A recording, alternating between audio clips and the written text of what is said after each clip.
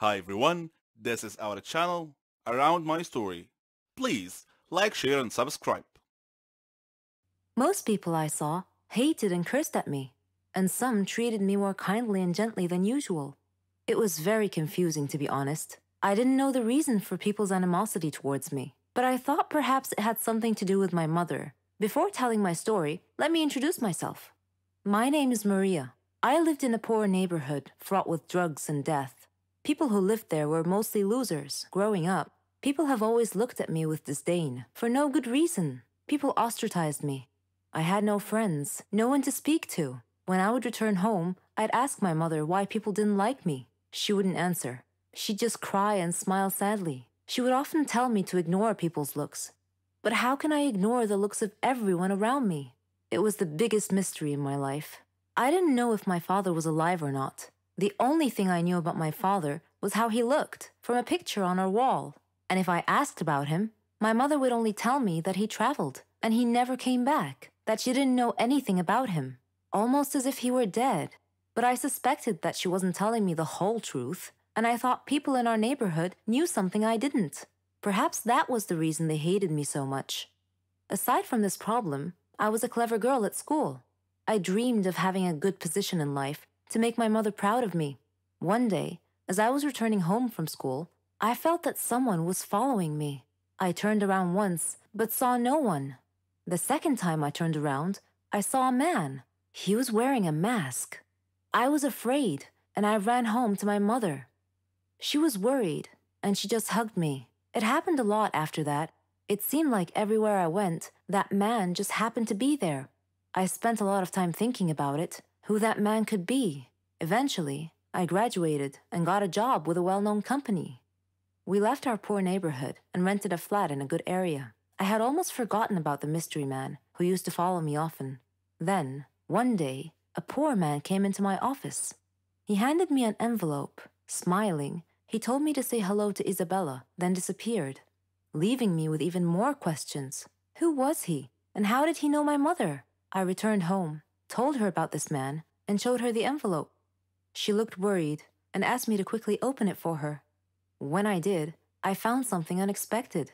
One old photo of him, and a recent one.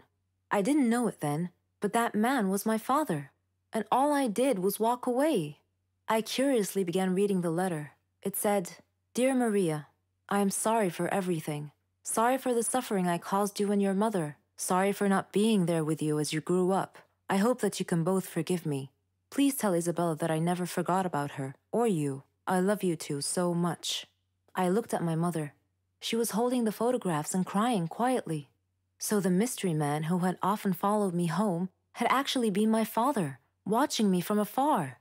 I asked my mother, "Why did you hide the truth from me? Why didn't you tell me where my father was all these years?" She replied, "I was afraid to shock you with the news that your father was in prison for killing someone."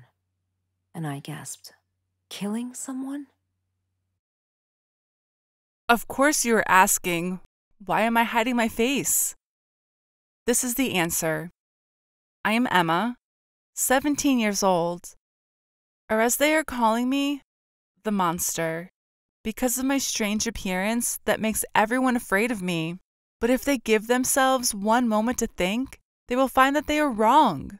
Vitiligo is a defect in the pigmentation of the body. It is not a contagious disease and does not turn us into zombies, but sometimes we are at a society that does not know how to deal with anything strange with simplicity and wisdom. Unfortunately, they made me a monster that people fear and stay away from him. I almost have no friends, except one friend. Her name is Lena. I was a very normal child, playing, laughing, playing music, singing. Dad, Mom, and all my friends used to describe my voice as the sound of curlews. I love reading and watching movies. I love sports. I won many championships in gymnastics before, and days passed until the day I woke up feeling that I was a little tired. I had a slight headache that I thought would relieve soon, that there was a part of my body that has changed color. I was surprised and told Dad and Mom. They were worried about the appearance of this patch. We went to the doctor, who shocked us with the news saying, "Your daughter has vitiligo." Dad and Mom looked at each other in terror. Dad asked with fear, "What do you mean, doctor?" The doctor answered and said, "It means a defect in pigmentation of the body." Mama asked her, "Is it contagious?" The doctor said, "Never. This is a disease that is not contagious at all, and because people's information about it is weak, they think it is contagious." All that made me feel as if it was a nightmare, a dream that I will wake up from. It's fine, as if nothing happened. The doctor looked at me and said, "I want you to be strong and not to worry. We will start intensive therapy sessions, and we will get through this difficult situation together." I looked at her in amazement and didn't know what to say. I returned home this day feeling that the world had darkened. I was entering a new phase, and I didn't know what would happen. Unfortunately, the disease spread. I used to wear long-sleeve clothes in the summer so that the patches would not appear, until I woke up one day and found this patch on my face. And it started to spread to the palms of my hands too.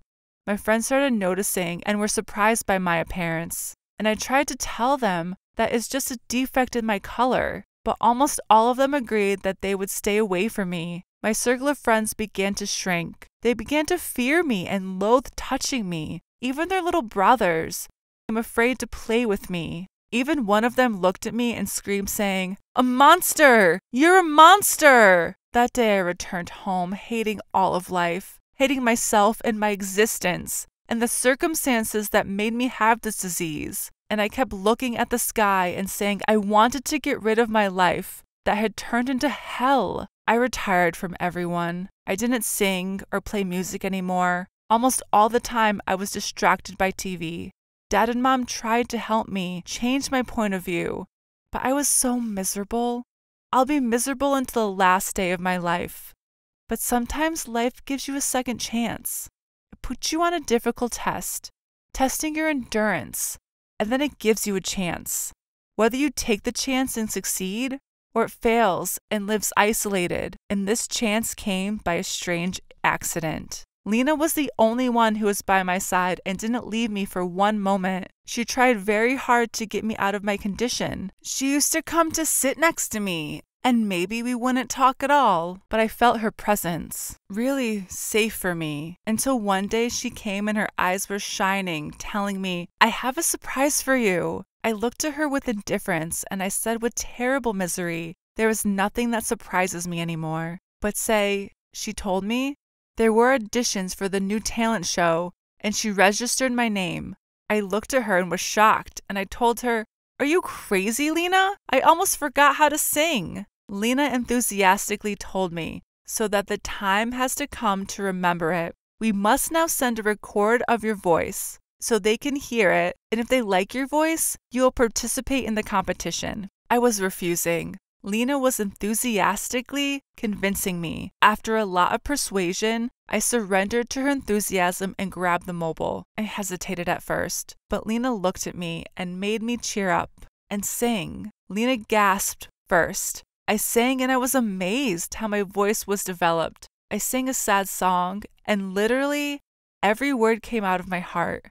Lena shed tears while I was singing.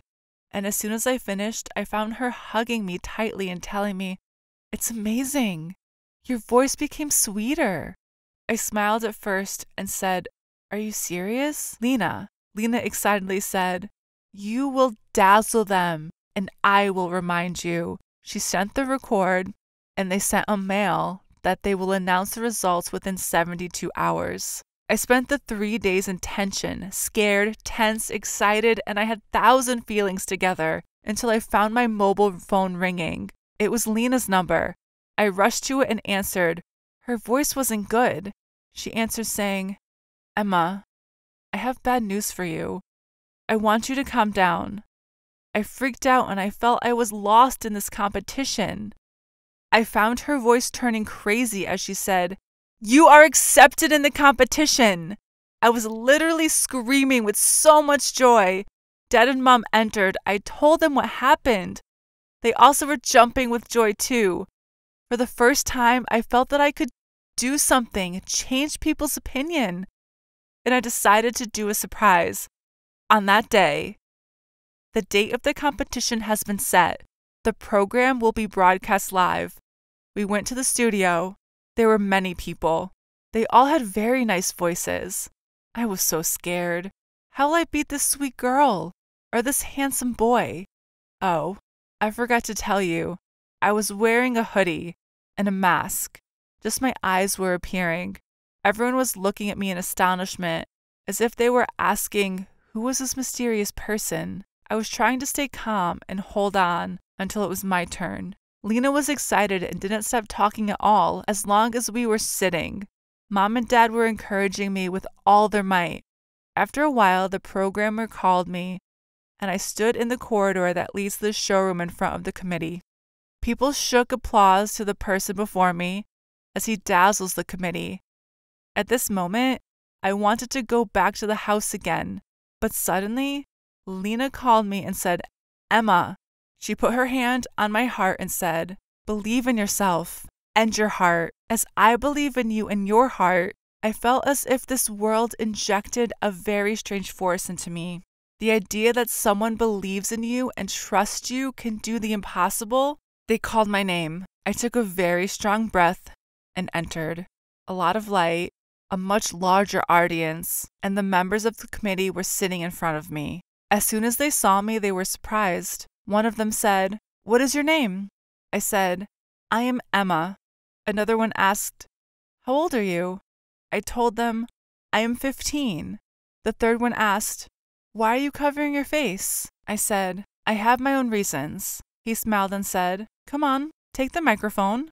I got close to the microphone and my heartbeat was almost heard by me and the audience. My tension and fear reached a terrifying stage. I opened my lips to sing as if my voice was suffocating inside my soul. I wasn't able to sing. I quickly looked at Lena, Dad, and Mom. They were looking at me, encouraging me with all their souls. I heard a voice saying, "She will almost sing while she is silent." And another voice said, "Her voice seems to be bad," and she got involved. A sarcastic laughter sounded in the hall, and the security was trying to tell them to be calm. I felt at that time that this should end immediately. I took a deep breath and sang. I sang as if every word came out of my heart. I sang and my soul sang, and all of my past experiences were as if they were acting in front of me and turning into a strong melody that shook the hall, that became silent, listening to me. And I felt every word I was singing. I saw the people who had turned away from me. I saw the suffering of losing my friends. I saw every difficult situation I went through,